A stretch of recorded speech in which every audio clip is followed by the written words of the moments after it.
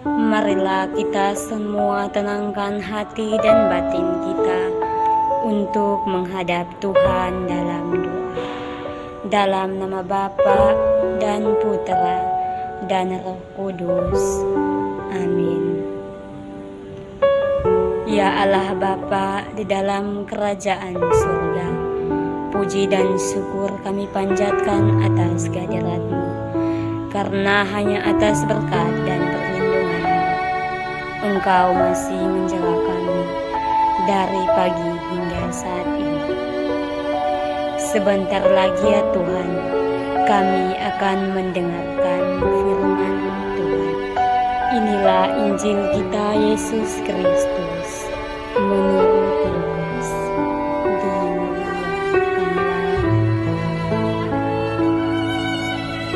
Dan ketika genap waktu pentahiran menurut hukum Taurat Musa, mereka membawa dia ke Yerusalem untuk menyerahkannya kepada Tuhan.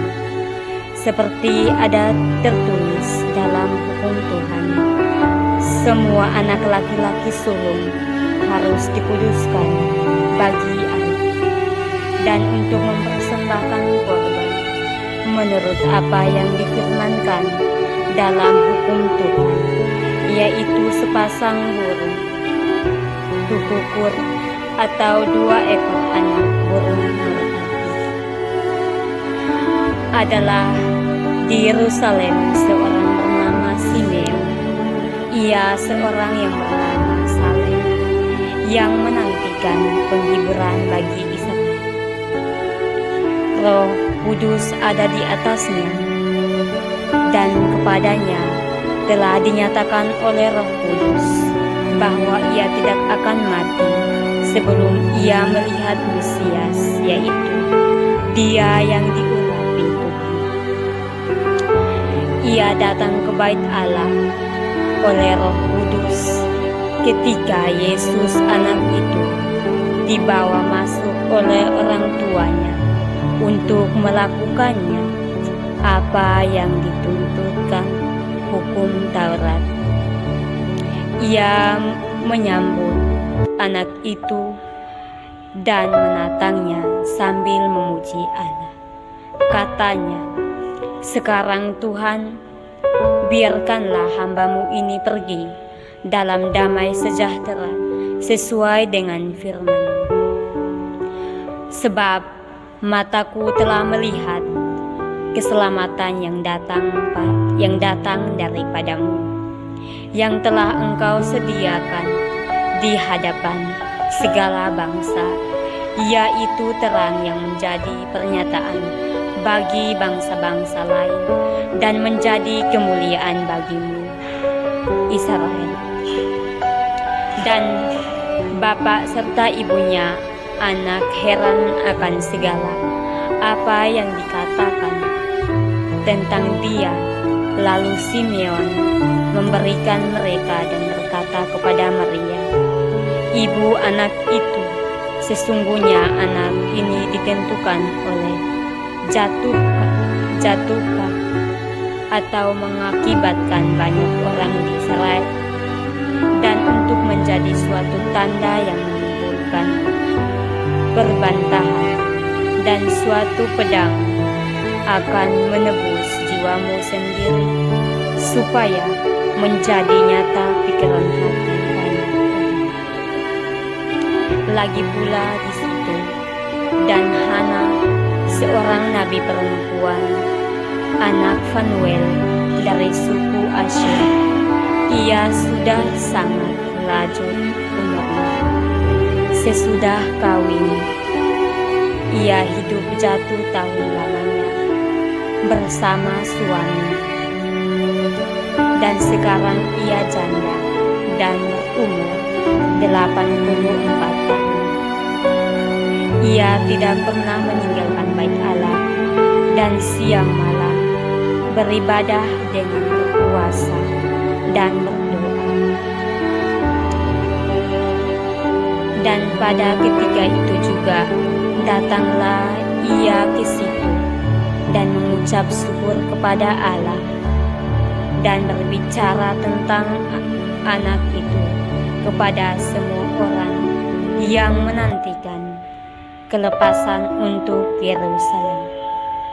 Dan setelah selesai semua yang harus dilakukan menurut hukum Tuhan, kembali ialah mereka ke kota kediamannya, yaitu kota Nazaret di Galilea.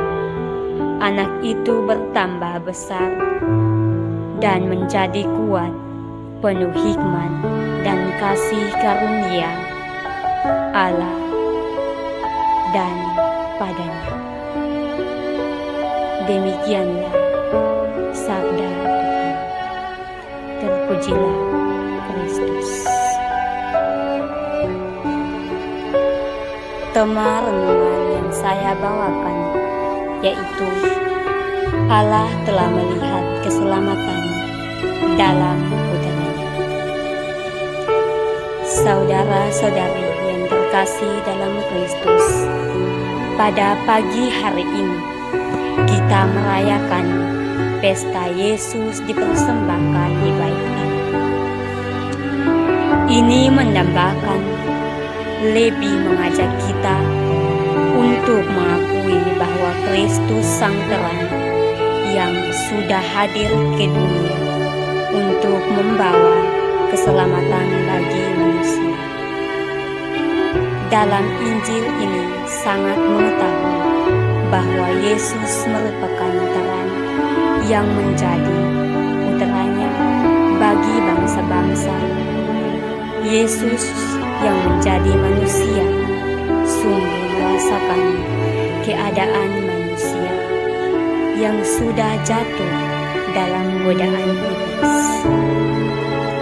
Yesus juga menghadirkan kasih karunia yang mendamaikan dosa dunia.